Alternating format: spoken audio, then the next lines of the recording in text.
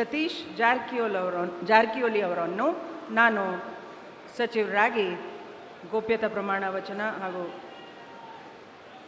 ಅಧಿಕಾರ ಪದವನ್ನು ಸ್ವೀಕರಿಸಲು ಕೋರುತ್ತೇನೆ. ನಾನು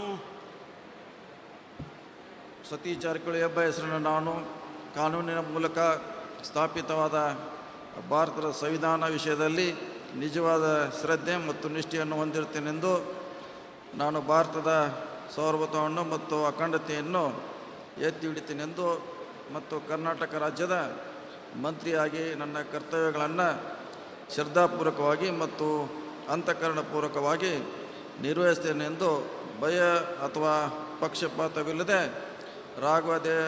ರಾಗದ್ವೇಷ ಇಲ್ಲದೆ ಎಲ್ಲ ಬಗೆಯ ಜನರಿಗೆ ಸಂವಿಧಾನಕ್ಕೆ ಮತ್ತು ಕಾನೂನಿಗೆ ಅನುಸಾರವಾಗಿ ನ್ಯಾಯವಾದವನ್ನು ಮಾಡುತ್ತೇನೆ ಎಂದು ಶ್ರದ್ಧಾಪೂರ್ವಕವಾಗಿ ಪ್ರತಿಜ್ಞೆ ಮಾಡುತ್ತೇನೆ.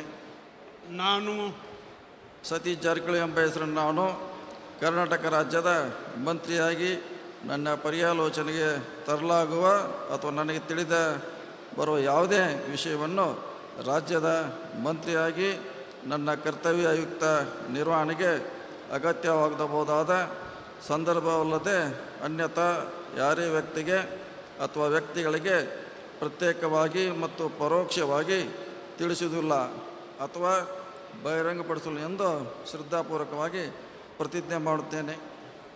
ಧನ್ಯವಾದಗಳು ಸರ್. ಮಾನ್ಯ ಸಚಿವರು ಈಗ ಪ್ರಮಾಣ ವಚನಕ್ಕೆ ಸಹಿ ಮಾಡಲಿದ್ದಾರೆ.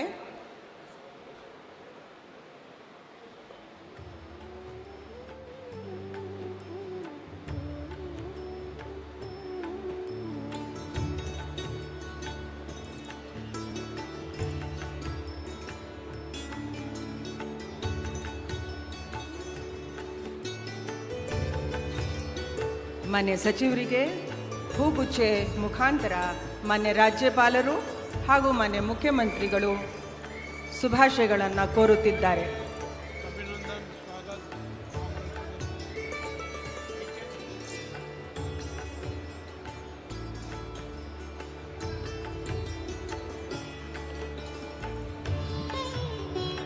ಈಗ ಶ್ರೀ